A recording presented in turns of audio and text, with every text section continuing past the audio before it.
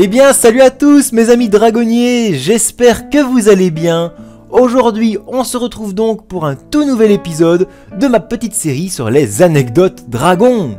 Et oui, cela fait si longtemps que je n'ai pas fait d'épisode sur cette petite série annexe. Et donc, comme certains d'entre vous l'ont réclamé, eh bien, le voici.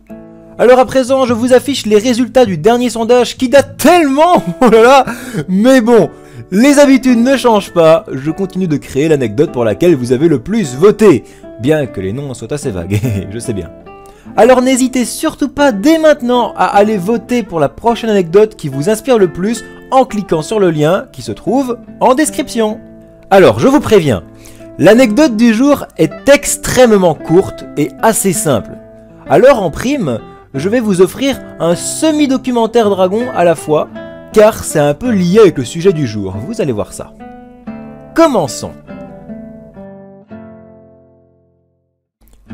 Aujourd'hui, je vais vous expliquer la provenance d'un dragon qu'on voit dans presque tous les jeux dragons. Il s'agit du Grappe-au-Sol, connu aussi sous le nom de Grip-Grappe dans le jeu Dragon sur PS3 que je vous ai fait en vidéo. En effet, ce dragon est présent dans 3 jeux différents au total, bien que pourtant son physique soit extrêmement différent d'une version à l'autre. Et pourtant, c'est le même. Le voici dans le jeu Dragon sur PS3, ici dans School of Dragon, et pour finir ici dans Dragon, l'envol de Burk. Alors, où je veux en venir du coup, vous allez me demander? Eh bien, je veux simplement vous expliquer d'où vient ce dragon.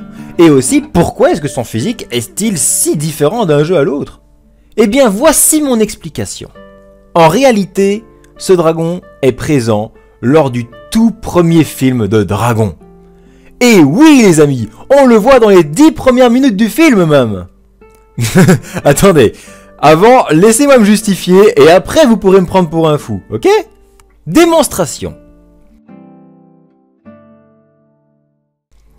En fait, j'ai menti. Non, je rigole. On le voit pas réellement, en fait. Mais dans la grande salle de Burk, nous pouvons apercevoir cette statue empalée au plafond de la salle. Et le dragon représenté sur cette statue est justement un Grappe-au-Sol. Ou un Grip-Grappe, hein, c'est comme vous voulez. Et en fait, on a un peu du mal à identifier cette espèce-là sur cette statue. Ce qui explique aussi pourquoi il est représenté différemment dans les différents jeux dragons qu'on retrouve. On n'a aucun modèle fiable qui existe, par conséquent, il est à chaque fois différent. Et selon mon hypothèse personnelle, eh bien, à mon avis, on ne voit jamais ce dragon dans les films ou dans la série, car son espèce serait éteinte. Et c'est justement ce que symboliserait l'épée qui empale cette statue, pour dire qu'ils ont éliminé le dernier de son espèce.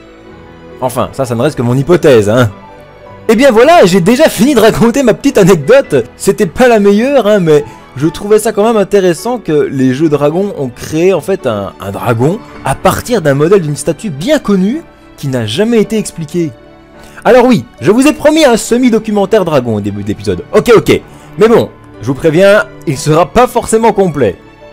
En plus, je ne possède pas de passage vidéo à son sujet, donc vous n'aurez que des petites images, hein, désolé. Le Grappe-au-Sol, alias le Grip-Grappe, fait partie de la classe des rocailleux. C'est un grand champion de lutte qui adore étrangler ses victimes en s'enroulant autour d'elles. Il possède un long corps fin avec des épines tout le long de son dos et une double paire de cornes sur la tête. On pouvait le retrouver dans des bois ou bien alors dans des grottes. Cependant, il n'aime pas trop utiliser leur feu et préfère davantage le corps à corps. Mais il a quand même une petite faiblesse, c'est qu'il bouge assez lentement, que ce soit pour esquiver ou bien même pour attaquer. Mais malgré sa ténacité, ce dragon est possiblement dressable. Et ça on le déduit parce que dans les 3 jeux dragons dans lesquels on le retrouve, eh bien ce dragon est dressable, donc ça paraît logique en fait. Voilà, comme ça vous avez eu un mini documentaire dragon bonus et vous êtes content. Remarquez quand même que ma description physique pour ce dragon fonctionne pour tous les physiques différents qui existent dans les 3 jeux dragons. Cela prouve que c'est bel et bien le même dragon. Voilà, j'espère que ce 3e épisode des anecdotes dragons vous a plu. Alors ce sont des petites anecdotes pas forcément incroyables, mais moi je trouve ça toujours sympa de vous expliquer ça en vidéo, c'est toujours cool à partager avec vous. J'ai encore quelques petites idées d'anecdotes en tête, alors n'oubliez pas d'aller participer au sondage qui se trouve dans la description.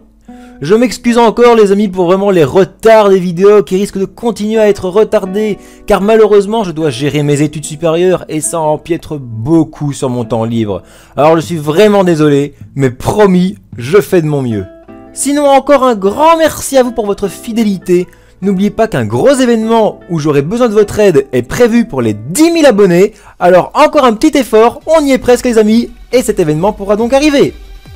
Et c'est vraiment grâce à vous, alors un immense merci encore une fois. Je vous adore et je vous dis à très bientôt. Ciao les amis!